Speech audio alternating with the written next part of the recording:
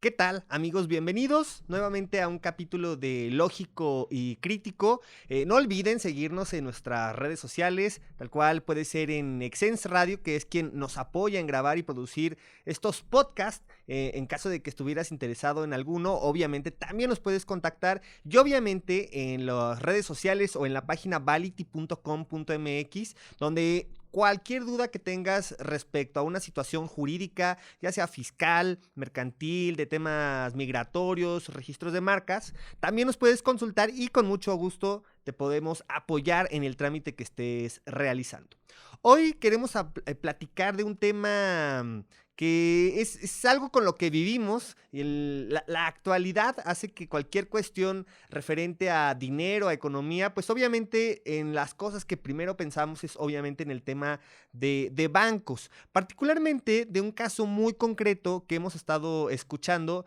No digo que con abundancia, no es un tema en el que ya todos nos hemos topado. Incluso, bueno, algunos, por ejemplo, usuarios de un banco como es BBVA, Bancomer, sí se han topado ya con cuestiones de comisiones por el tema de retiros en efectivo, que es algo en lo que sí me parece más de uno ha ya enfrentado esa situación, pero hay otra en la cual me parece que sí es una mala práctica cuando de pronto las personas que obviamente trabajan en bancos, los ejecutivos de cuenta, pues obviamente exceden quizás sus funciones,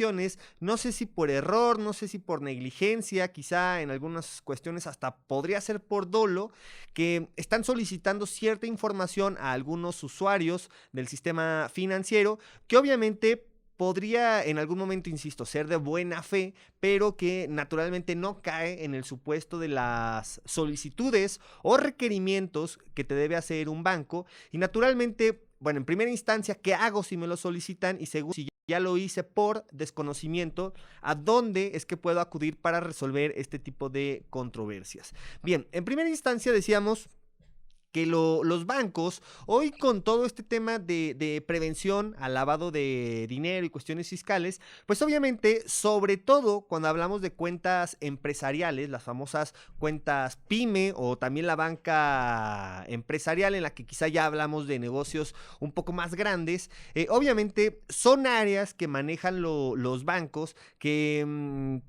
presumiblemente podríamos decir que el banco tiene a la gente más preparada o bueno, enfocada en esos giros comerciales, obviamente para ofrecer o para brindar un buen servicio a todos sus clientes, a todos sus usuarios. En ese contexto, y hoy con todas las modificaciones que se han hecho a los regímenes fiscales, sobre todo hablando de dos muy concretos que son el RECICO, el régimen simplificado de confianza, tanto para personas físicas como para personas morales, naturalmente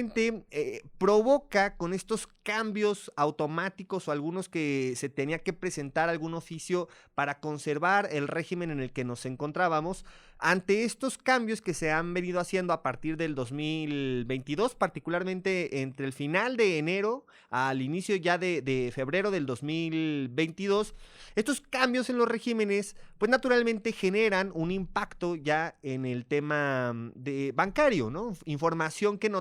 naturalmente ellos nos van a solicitar para podernos aperturar una cuenta bancaria, y hablando, insisto, cuando somos pyme o cuando ya tenemos una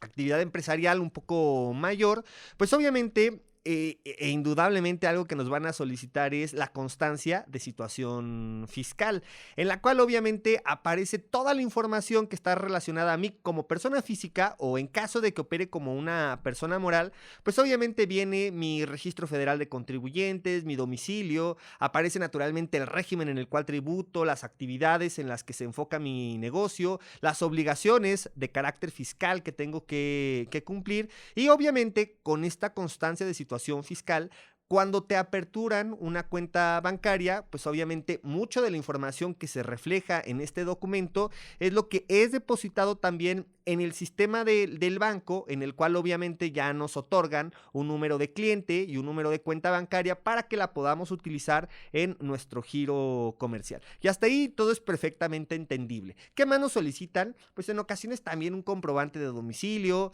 el expediente corporativo, que puede ser acta constitutiva, los poderes, en caso que el apoderado no conste dentro de un acta constitutiva, te pueden solicitar los poderes, los antecedentes de esta empresa, para que en su caso el departamento jurídico del banco pueda averiguar o ver exactamente el estatus legal que tiene esa empresa, insisto, persona física o persona moral, y en ese contexto ya dar una luz verde para la autorización, obviamente, de esa apertura de cuenta. Son facultades que tiene el banco que cada vez se han vuelto mucho más exhaustivas. Seguramente si tú has abierto alguna cuenta bancaria, te has topado con el escenario que adicional a que tú vas al banco, a que llevas toda la documentación y que naturalmente esperarías que a lo mejor ese día te entreguen tu tarjeta de débito, eventualmente una chequera si es que la llegas a ocupar, el acceso a la banca electrónica, te topas con que no se abre dicha cuenta bancaria, sino que por el contrario tenemos que esperar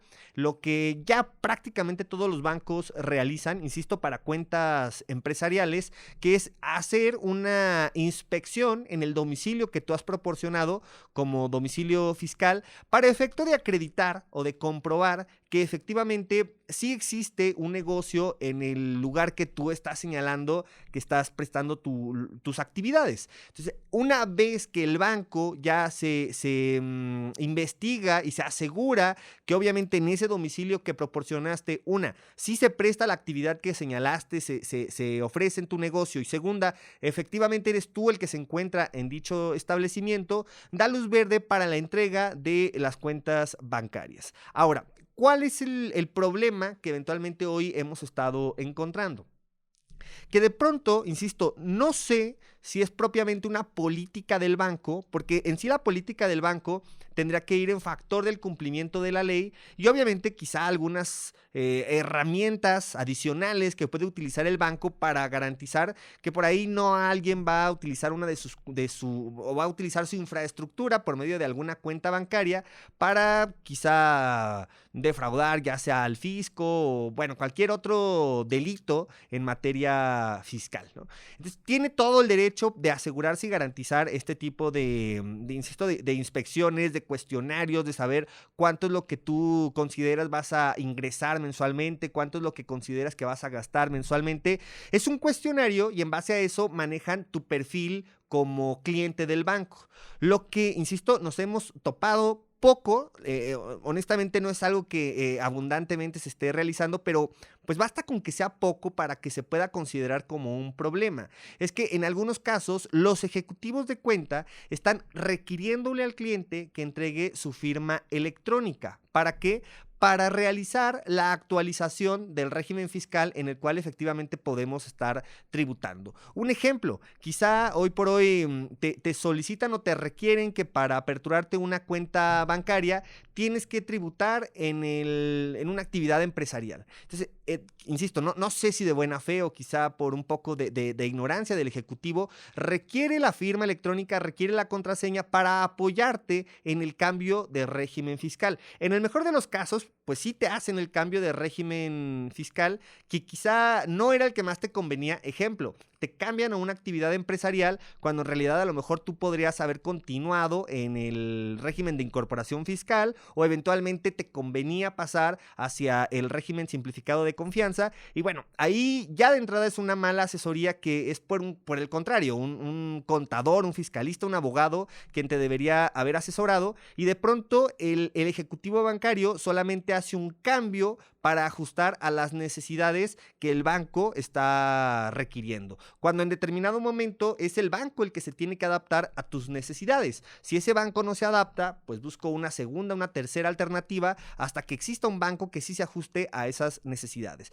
No tú tendrías que cambiar tu perfil o tu régimen fiscal para efecto de adecuarte a lo que el banco necesita como perfil crediticio, como perfil de cliente. Entonces, ese es un primer detalle, insisto, si él va y te visita y te hacen cuestionarios y te marcan y todo lo que te quieran hacer respecto a tu cuenta, que se encuentre, insisto, dentro de ese marco normativo y que no te afecte o que no violente tus derechos como usuario del sistema financiero, lo puede hacer sin mayor inconveniente, porque aparte así lo exige la propia ley para evitar el lavado de dinero, la prevención al lavado de dinero. Pero por otro lado, el problema serio con el cual nos encontramos es que al momento en que tú entregas tu firma electrónica, insisto, en el mejor de los casos únicamente se utiliza para hacer un cambio de régimen fiscal, pero entregar tu firma electrónica es tanto como permitir que se pueda realizar cualquier trámite en ese banco y de hecho con cualquier otra empresa, institución,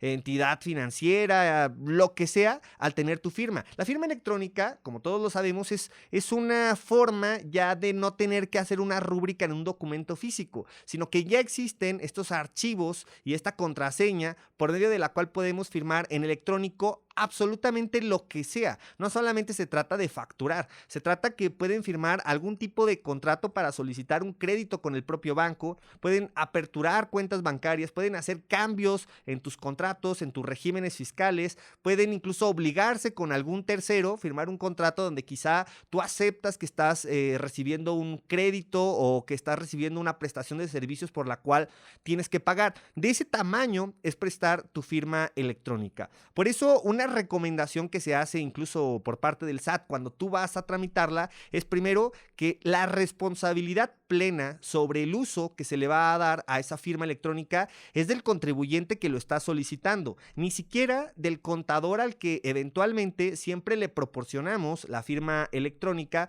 para que presente nuestras declaraciones, para que nos esté facturando. Es decir, se la tienes que dar al contador pues por practicidad. Eventualmente sí, no estás obligado, la ley no te obliga a ello, tendrías que hacerlo tú técnicamente o tendrías que hacerlo en tu presencia y que tú aportes esos archivos y luego la contraseña para que el contador realice su trabajo, aunque eventualmente, como lo comento, es poco práctico y eso te conlleva una segunda instancia, tienes que elegir muy bien al contador o a la persona a la que le vas a proporcionar tus archivos, tu firma electrónica, naturalmente para que él pueda operar con lo que tú le hayas encomendado. Pero insisto, hay personas o profesiones por las cuales se entiende y tiene cierta lógica práctica del por qué proporcionamos esta información. Pero de entrada, a un banco y mucho menos a un ejecutivo de cuenta tendría una razón lógica para que tú proporciones esa información y te realicen algún cambio o alguna modificación en tu régimen fiscal e insisto, mucho menos para realizar cualquier otro trámite con el banco, en caso que el banco ya te permita generar contratos por medio de la firma electrónica. O sea, hay que tener mucho cuidado. En caso de que se te requiriera esa información, creo que lo prudente o lo oportuno primero es preguntar qué trámite es el que se te va a hacer o se te pretende hacer o te recomiendan hacer para que primero lo cuestiones con tu contador, con tu abogado, con tu fiscalista y él te dé alguna alternativa o solución de lo que se puede generar. Insisto, siempre tenemos que pensar que es el banco el que se tiene que adaptar a mis necesidades. Si ese banco no se adapta a lo que necesito, pues cambio de banco, busco otra alternativa. Al revés, definitivamente no. Y en ocasiones sí ocurre, sobre todo en algunos bancos en los que eventualmente se pagan comisiones o se paga bonos por apertura de cuentas, por colocación de crédito, pues sí estar muy pendiente que a lo mejor lo único es que nos quieren perfilar hacia ofrecernos algún producto que puede beneficiar en lo personal al ejecutivo o al banco, pero no necesariamente a ti como contribuyente. Y ojo, que tampoco es que todos los ejecutivos o todos los bancos actúen de esa forma, para nada. De hecho, generalmente siempre te apoyan para efecto que tú puedas tener una relación con este banco, con el sistema financiero, de una forma sana, que lo entiendas y que al final no tengas ninguna eventualidad o algún problema por lo nulo de la información que puede llegar a ocurrir. Problemas que generalmente ocurren, ya lo sabes, que te condicionan que para la apertura de una cuenta bancaria tienes que abrir algún tipo de seguro que no te sirve para absolutamente nada. Eso tampoco lo pueden realizar, pero bueno, al final del día sí tenemos que ser muy cuidadosos cuando abrimos una cuenta bancaria. Pero, insisto, entregar la firma electrónica es una cuestión muy delicada que sí tenemos que ser bastante cuidadosos sobre cómo o qué uso le vamos a dar o le van a dar a esta firma electrónica. Y obviamente, ¿qué podemos hacer en caso de este supuesto? En primera instancia, insisto, consultar con el abogado, con el contador, con el fiscalista. 1. 2. No entregar en ningún momento la firma electrónica a persona con la cual no tengas plena confianza. Incluso obteniéndola, insisto, si no hay una razón lógica por la cual la está requiriendo, tampoco tendrías por qué proporcionársela. Y en tercera instancia, pues sí tendrías incluso la oportunidad de acudir ante la CONDUCEF, que es la Comisión Nacional para la Protección y Defensa de Usuarios de Servicios Financieros, que es el ente encargado, obviamente, de regular cualquier controversia o conflicto que se pueda suscitar entre los usuarios del sistema financiero y propiamente los entes que conforman al sistema financiero. Ahí obviamente puedes señalar tanto una queja como en caso de que tengas algún conflicto por una comisión, un cobro, un seguro que se te haya generado y que tú no hayas consentido, pues obviamente tengas esa opción para acudir ante ellos y que al final de una manera u otra puedan participar esta CONDUCEF como un árbitro regulador que al final establezca quién eventualmente tiene la razón, y en determinado momento pueda determinar algún tipo de sanción hacia las instituciones financieras. Es muy importante que sí consideres el acudir a CONDUCEF para reportar algún tipo de desactividad o incluso con el propio banco, es decir, también acude ante gerentes, directores, para consultar si efectivamente es un protocolo que te está requiriendo el banco o simplemente, como lo dije desde el inicio, es una cuestión de mala fe o es una cuestión de ignorancia la que al ejecutivo le motiva a solicitar esta información para poder realizar los cambios en tu régimen fiscal. Entonces hay que ser bastante cuidadosos con ello. Y por otro lado, insisto, un tema que habíamos observado es que algunos bancos, particularmente Bancomer, es donde salió la nota, se ha observado que a partir creo que del quinto retiro en cajero que se haga en efectivo, ya está cobrando una comisión por dichos retiros. O sea, menos de 5 aparentemente es gratuito, no te cobra nada, y después del quinto ya te cobra un costo mínimo, pero al final es un costo por este tipo de retiros. Naturalmente, creo que muchos ni nos daríamos cuenta en caso de que esto ocurriera o nos daríamos cuenta a los 2 meses o 3 meses, pero obviamente existe gente que recibe su nómina en este banco y naturalmente que el hecho de que te cobren 35, 40, 50 pesos como comisión por retiros que siempre has hecho, pues obviamente sí te genera un impacto. Ahora, traduciendo un poco este cobro o esta comisión que se genera por los retiros en efectivo, pues es un síntoma más del hecho de ya no querer usar el efectivo, tratar de aminorar el uso del efectivo. Lo que se trata de propiciar es que las compras o consumos se haga con tarjetas de débito o de crédito que obviamente dejen un hilo conductor, una línea directa para saber qué tanto estás gastando y obviamente comprobar qué tanto es lo que tú declaras como ingresos para efecto de corroborar que exista esta simetría fiscal, que lo que gastas sea lo mismo o poco menos de lo que te ingresa, de lo que ganas. Y por eso es que seguramente están tratando de evitar retiros en efectivo dentro de los cajeros, cajeros bancarios. Sin embargo, insisto que como siempre, quien resulta, pues obviamente, más afectado es obviamente quienes perciben menos ingresos. De entrada, por percibir esos pocos ingresos, el banco ya te cobra comisión, eventualmente a lo mejor hasta te está cobrando algún seguro que ni llegas a necesitar y obviamente se merma de manera considerable el ingreso que puedes llegar a estar percibiendo. Sí es un detalle, pero insisto, el lenguaje o traducción de esto es que se trata de minorar el uso del efectivo. Yo considero que en caso de que te lleguen a generar este tipo de comisiones y te perjudiquen, puedes solicitar a tu patrón que te cambie la nómina hacia otro banco en donde efectivamente no te cobren estas comisiones y que obviamente sí exista una mucho mayor transparencia en el cobro y uso que haces de tu efectivo.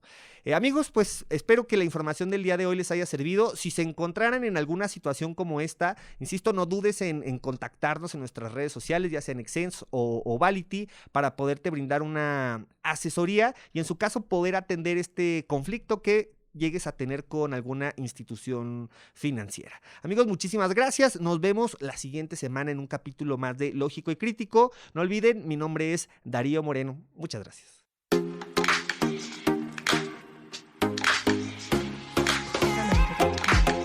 Esto es una producción de Exens Podcast. Si te gustó, por favor califícanos con 5 estrellas y dile a quien más confianza le tengas que se suscriba. Estamos disponibles como Exens Radio en Spotify,